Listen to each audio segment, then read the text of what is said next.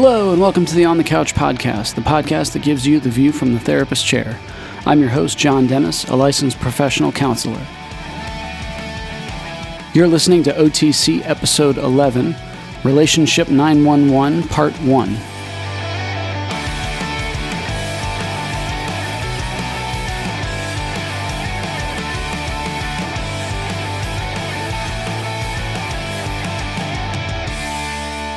Hey everybody, welcome back for another episode with episode 11 today. I'm going to be talking about investing in your relationship and giving some tips and tools for how to strengthen and possibly save your own relationships in a series called Relationship 911. Just a reminder before we get into everything, I wanted to let everybody know the phone number to call in if you have a question is 717-897-0577, or you can email your questions to info@parentfamilysolutions.com and just put podcast question in the subject line. So, for those of you that don't know, I am a level 2 trained Gottman therapist, and so I work with a lot of couples, see a lot of different things, and at the time that I'm recording this in early November, so obviously we're headed towards holidays, and Thanksgiving, Christmas, Hanukkah, New Year's, and all the others that come with it. So a lot of people really struggle at this time for various reasons. Some of that's because of family, some of that's because of relationships, some of that's because our relationships with our family. So there's just a lot of areas that people struggle with during this time of year. So I wanted to start to unpack some things, some tips and techniques off of a blog series that I'm doing right now called Relationship 911. So I'll include that in the show notes. And just going through some different things that I think can help people. The thing with Gottman counseling that I like so much is that really the heavy lifting, the work is on the couple. I always tell couples as the therapist that, look, I can't save you guys. I can't save your relationship, your marriage. That's not up to me. That's up to you. I can teach you guys. I can be the coach and train you in these concepts and techniques, but ultimately you guys are the ones that have to actually put it into practice and do it.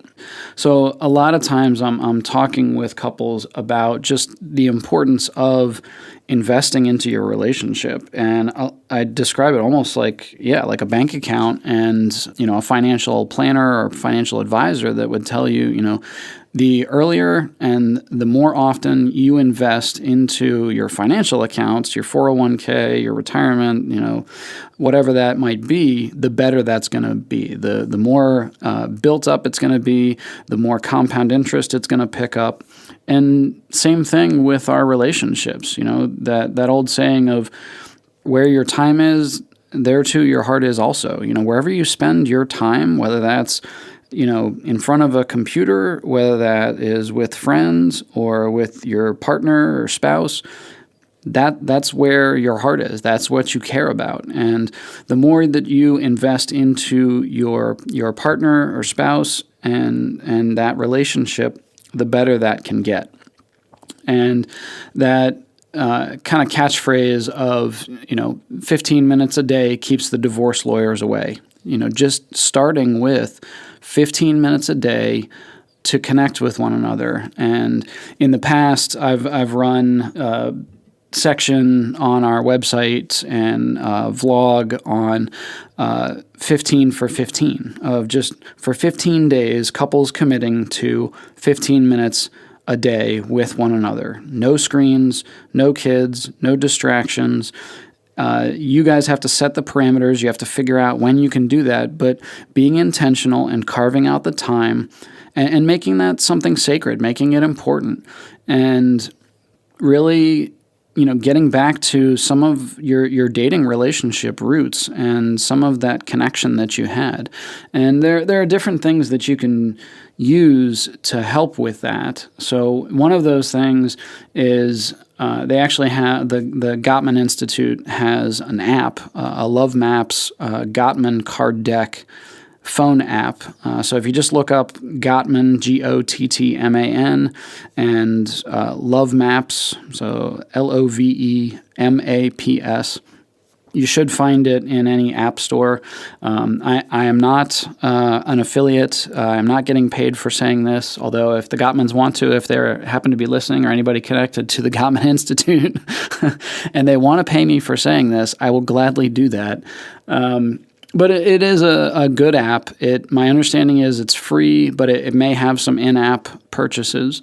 But they have different decks within that app. So originally it started off as card decks that I believe you can still purchase off of their website if you're not tech savvy and don't want to go the digital route. But each one, they have different things that talk about love maps, and what they mean by that is how well do you know each other? How strong or how good is your connection? And has questions within that. It has questions about your needs and your emotional needs, physical needs, sexual needs, just building traditions and rituals of connection. So it has all these different areas that you can go through, and you don't have to do it all in one sitting, and you don't have to do it every time. Every time you do the 15 minutes, you can mix it up. You can just go for a walk. You can practice, silence and just being together and being quiet. And what do you notice? Practicing mindfulness. You can talk about a specific subject. And the Love Maps app or the card decks can help with that. Another thing that is really important is what they call stress-reducing conversation. And so with that, let me back up a little bit, because I do want to stress the idea of starting with 15 minutes is crucial. You don't have to keep it to 15 minutes. Okay, a lot of people that are very literal out there are going to hear me and be like, "Well, he said 15 minutes, and the 15 minutes is up, so we can move on to something else." It doesn't have to be this marathon of spending hours a day together, connecting on an emotional level, and we're going to have our circle of trust and everybody's going to cry and feel all lovey-dovey. No, it doesn't have to be that. But like I said, just starting with 15 minutes, and if it grows from there organically, great. Like we said, the more you invest, the better. But in terms of a stress-reducing conversation, it's an exercise that they teach for just checking in regularly, taking turns talking, and when one person's talking, the other person is listening, and then you switch. And I'll unpack some of the other concepts I'm going to reference here in a second in terms of the 4 horsemen and making sure you don't get emotionally flooded, or things like, getting defensive and criticizing and things like that. It's much easier said than done, but it's really important to know your own stuff, know your own 4 horsemen and what you typically use, and work to not use that. And while your partner is talking, show genuine interest. Don't have your phone out and be flipping through things or swiping through, and same with the TV. And don't try to watch your favorite show or a game and try to connect at the same time. It's not going to work.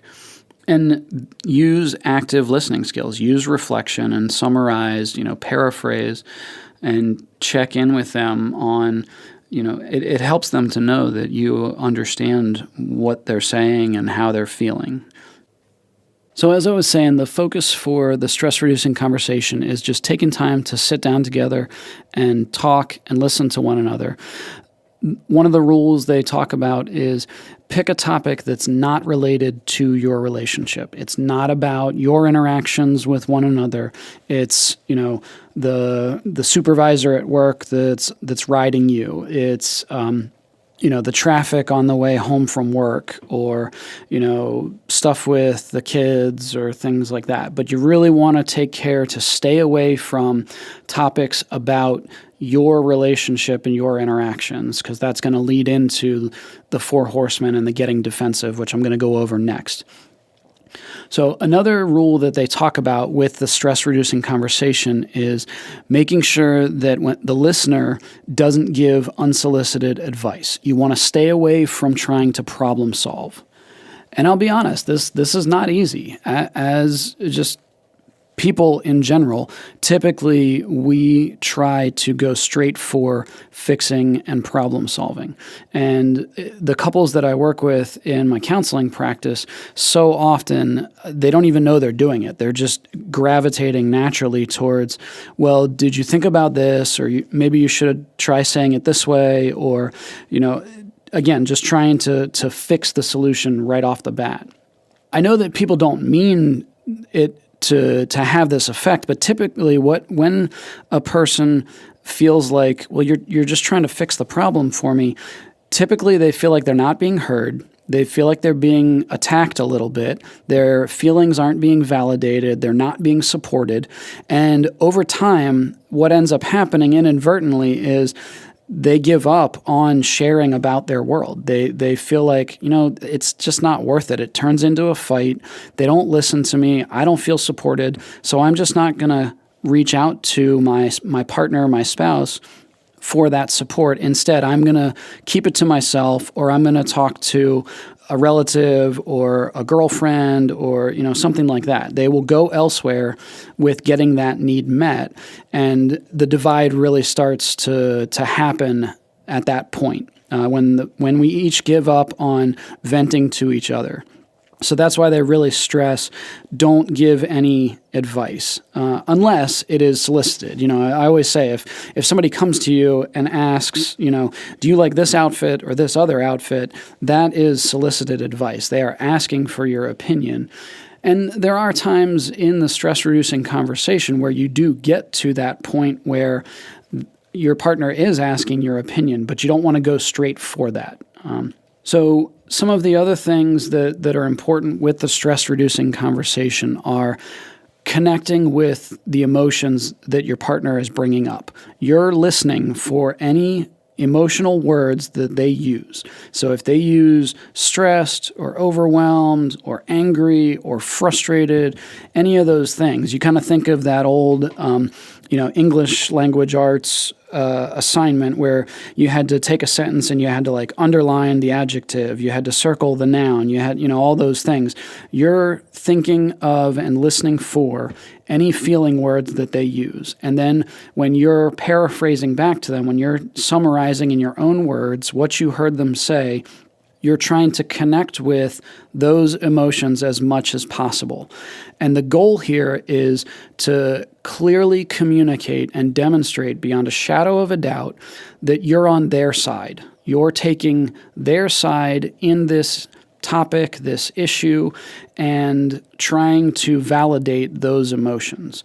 So an example of that might be, I can completely understand how you'd be pissed off at that person. I can't believe they said that to you. I probably would have handled it worse than you did. I thought you did an amazing job. That's an example of validating their emotions and that experience for them. And that's huge. It's important because it builds that connection of us versus them. And that's one of the mindsets they try to teach for couples to adopt is us versus them, as opposed to me versus you, which is typically what happens when we take that problem-solving, solution-finding mentality. And with all of these, the love maps, the stress reducing conversation, taking 15 minutes a day to spend time together and talk, I explain to couples, at the beginning, it's going to be kind of clunky. It's going to be a little awkward.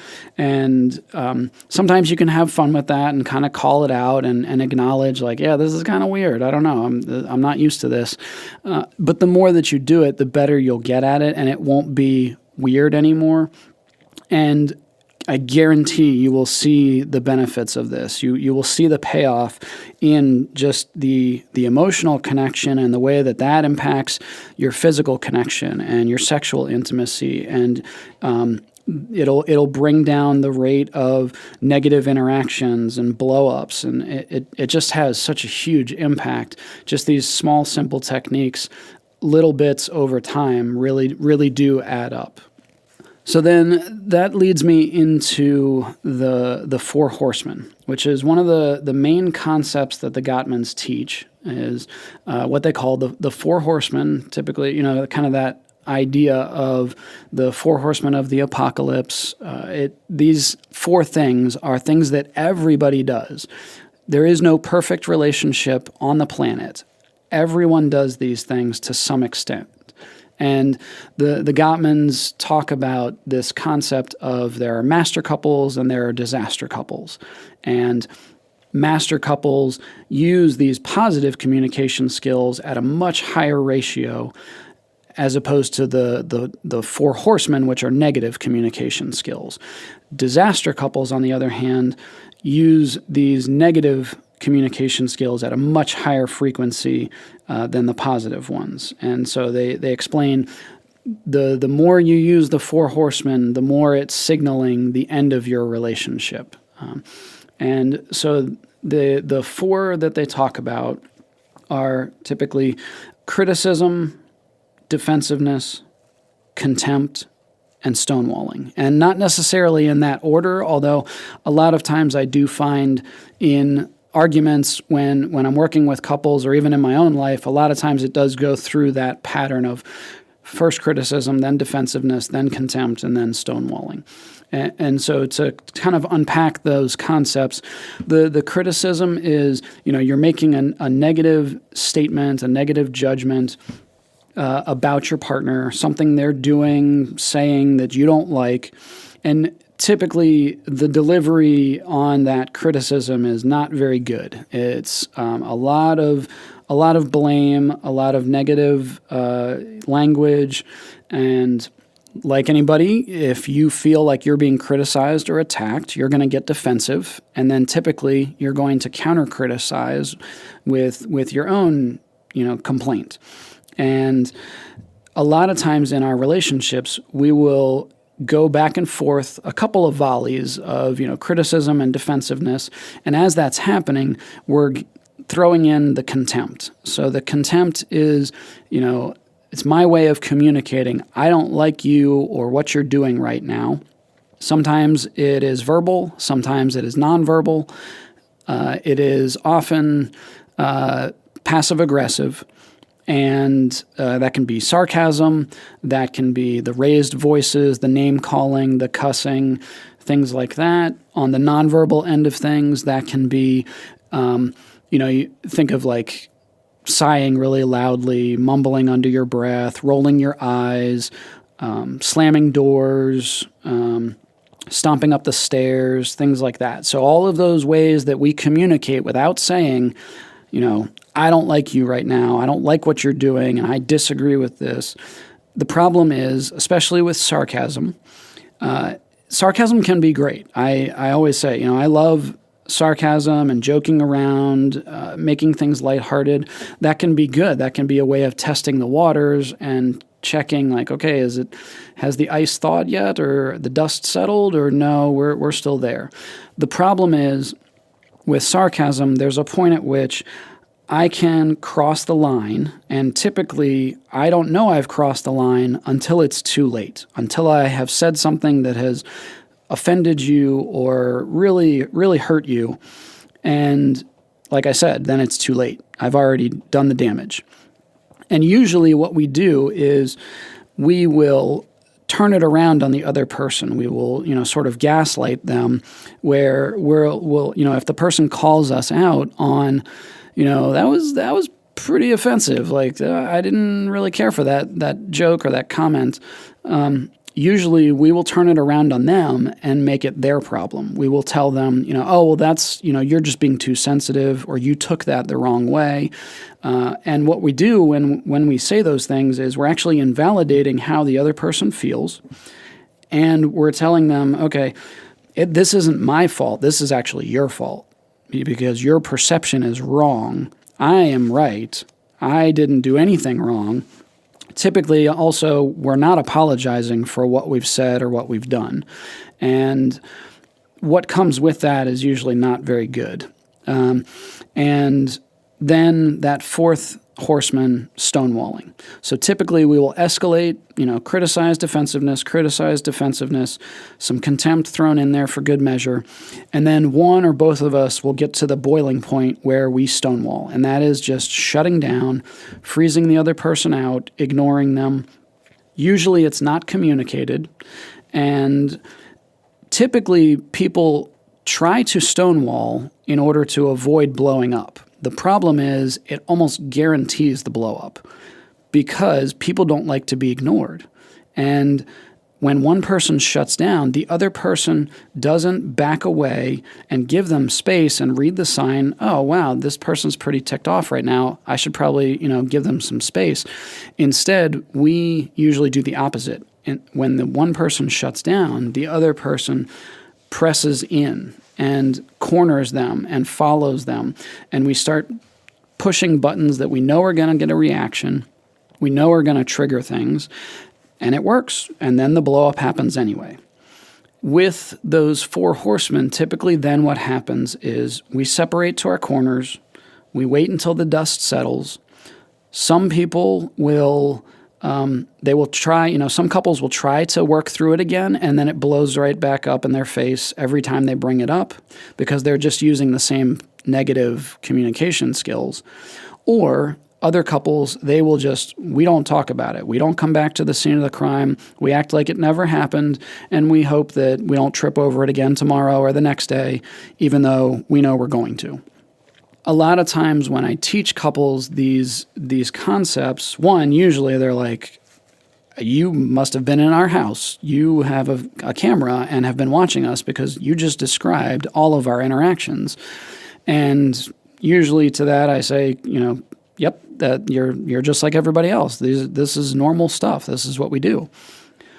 And the other thing I usually explain to people is, as you start to spend time together, invest in that relationship, and learn about some of these things, practice some of these things, it's actually going to cause more tension and blow-ups at the beginning, because usually we've been avoiding it and we haven't felt like we can say things. Now we're starting to practice actually saying what we're thinking and what we're feeling. And people often, they have more blow-ups at the beginning. But I explain, one, you're going to be working on your communication skills. That's not going to happen as much over the long haul. And two, you're going to be building up your sort of stamina, so to speak, or your buffer, so that you don't get as ticked off right away. You're able to hear the other person and not get defensive and not get upset about it and hear them out. And so as you practice it more and more and more, you'll get better and better at it. You're listening to OTC Episode 11, Relationship 911, Part 1. We'll be right back after a quick word from our sponsor.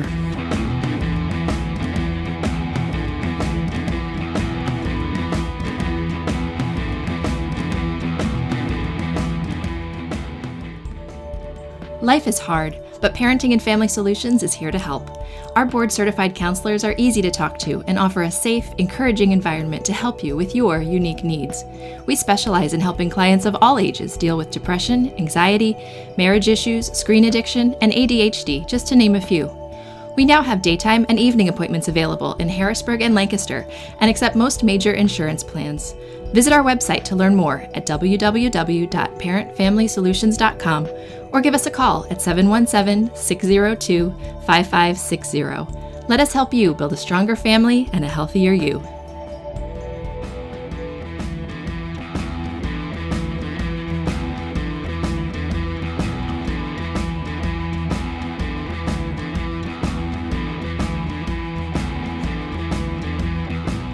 The stonewalling leads me into the last concept for today's episode, which is what they call diffuse physiological arousal. It's also known as DPA, and essentially it's emotional flooding. And what the Gottmans and other researchers have discovered is at 95 beats per minute and above, when your heart rate hits that point and above, we go through fight or flight response, emotional flooding, instinct sort of takes over, and they actually explain at that point you should get away from each other. That is almost an automatic timeout. When one or both of us hits 95 beats per minute and above, separate, because you're not going to say anything good and nothing positive is going to come out of that situation until your heart rate comes back down. I know usually I describe almost like drunk driving. Most people, unless you're, Nick Swartzen, I think it was, who joked about somebody bought him a breathalyzer for his birthday. But that idea of like, people aren't walking around with a breathalyzer when they go out and have a couple of drinks. They have no idea how close to or above the legal limit they are, and they drive home because they've done it 100 times before. Sometimes they make it, sometimes they may not. Maybe they get arrested, get a DUI, maybe they get into an accident, but that's what people do. And same thing happens with diffuse physiological arousal. Most people don't know how to read the signs, or they're not taking their heart rate. They're not attuned to that, so they don't recognize when they have hit 95 beats per minute or above, and they just keep right on going. They keep arguing. They stay connected in that moment, and it doesn't go well. That's typically when the shutdown, the stonewalling happens. Or worse, where it becomes physically violent. It's throwing things, it's saying things you can't take back, that sort of thing. So a lot of times I will talk with couples about, one, know what your body is telling you. Take your resting heart rate, know what a baseline is for you, and pay attention to what your body does when you get angry. What are the tells? What are the signs? And communicate that with each other. Usually you're able to say, like, you can tell when your partner gets angry. A lot of times we don't know when we ourselves get angry. And starting to pay attention to that, and then learning how to call a timeout. Every sport in the world has the ability to call a timeout. And it's official. It's recognized. You get a specific number of timeouts. You get a time limit to the timeout. And the beautiful part is, after the timeout, you actually come back to the game and you finish. But in couples and fights, we don't do that. One person will call a timeout and the other person won't respect it. The other person will keep right on going. Some people will call a timeout, but as they're calling timeout, they're still trying to play the game themselves, and they're, hitting the person with contempt or sarcasm as they're walking away. So I teach couples, develop specific ways to call a timeout, and that is an automatic. Once that is called, that's it. Get away from each other. Stop talking. It doesn't work to keep throwing pot shots from the grandstands as you're walking away. And if you call timeout, then that needs to be that's it. Stop talking. And I know it's hard for the other person when they feel like, but I want to keep talking. I want this to be over and done with. And I usually try to explain, typically there's two styles of communication. One person needs to go away and think about it and process it, and then they'll come back to the table and talk about it. Usually, hopefully, ideally anyway.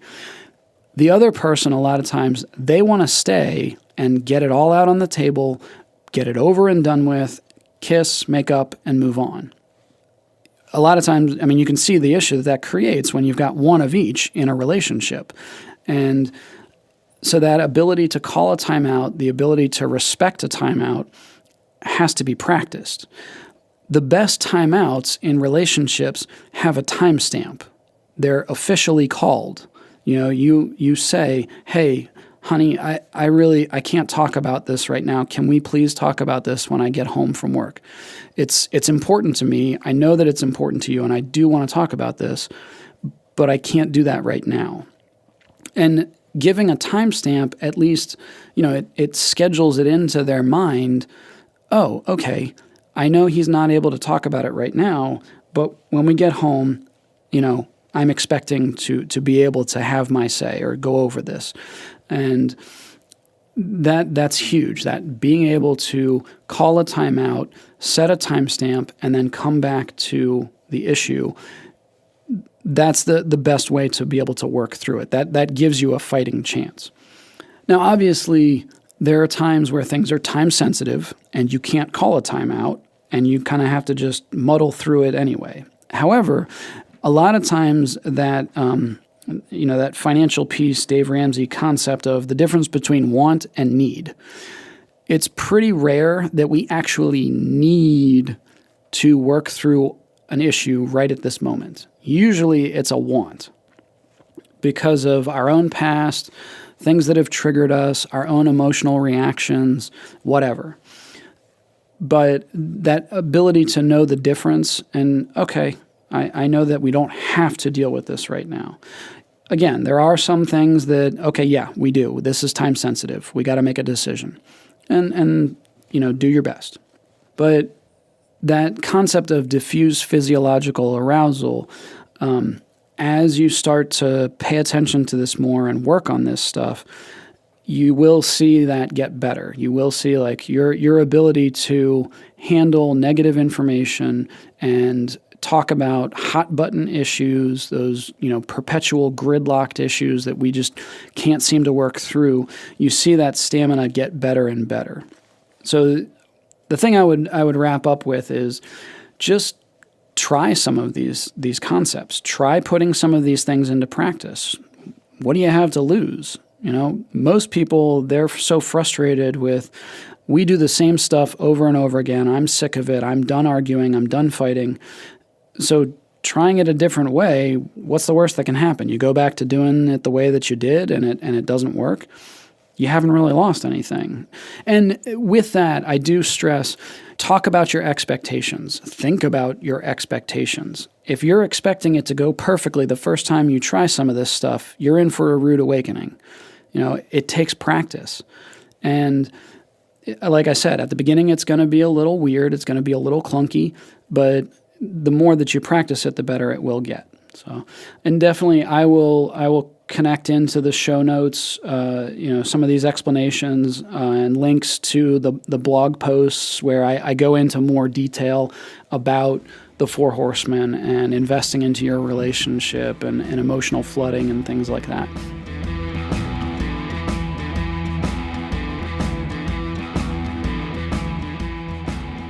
The phone number to call in and leave a voicemail question is 717-897-0577, or you can send us an email at info@parentfamilysolutions.com and put podcast question in the subject line. We've been getting some email questions for our questions for the couch section. So right now we have Jenny in Corpus Christi, Texas, who asks, how do I explain the Four Horsemen to my husband? So, Jenny, the best thing I would say is the Gottman Institute has put out a kind of an explainer video on the Four Horsemen, which you can actually get to on the Parenting and Family Solutions website.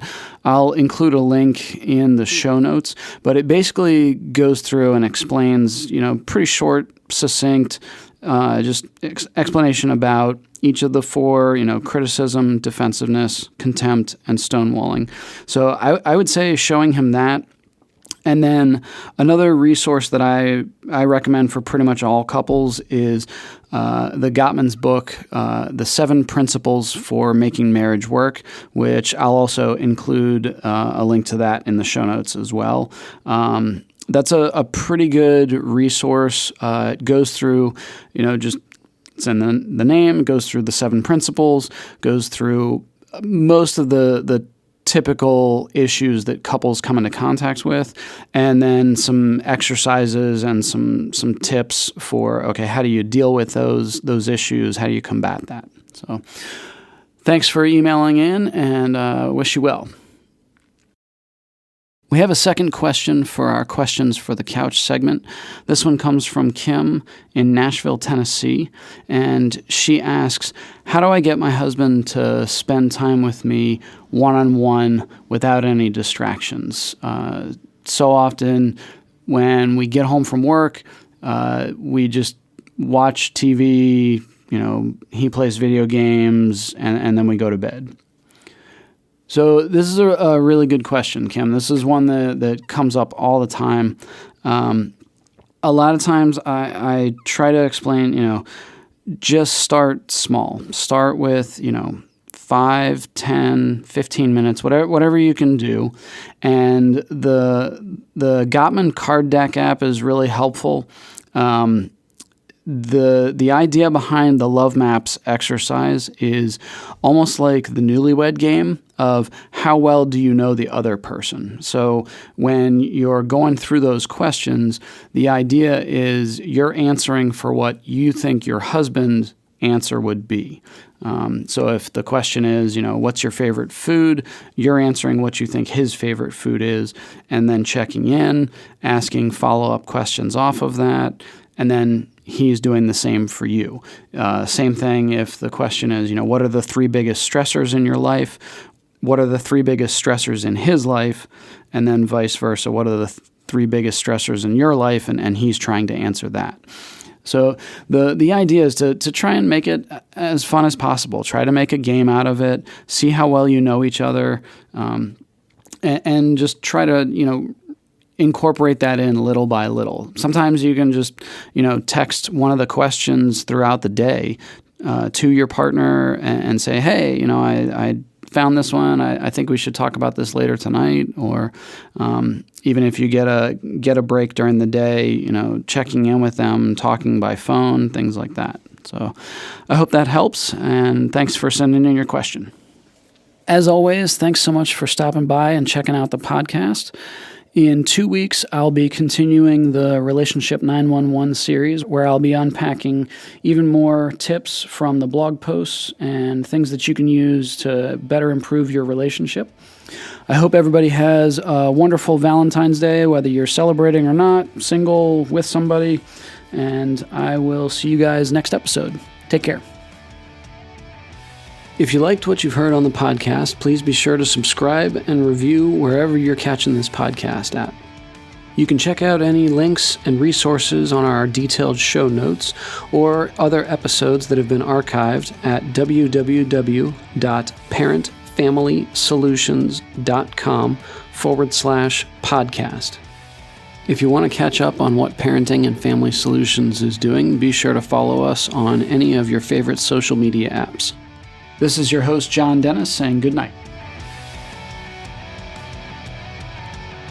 The author and host of this podcast is not engaged in a therapeutic relationship with the listener and cannot give counseling advice without a confidential appointment. Listeners should be sure to consult with a licensed therapist in their area or seek emergency medical attention if they are experiencing psychological difficulty. A special thanks to the Topsy Turvies for the show theme song. Their song, Like a Living Dead, can be found at topsyturvies.bandcamp.com. The bump interview track was the song 1973 by Bruno E. The author and host of this podcast is John Dennis. Special thanks to producer and editor Trevor Groff.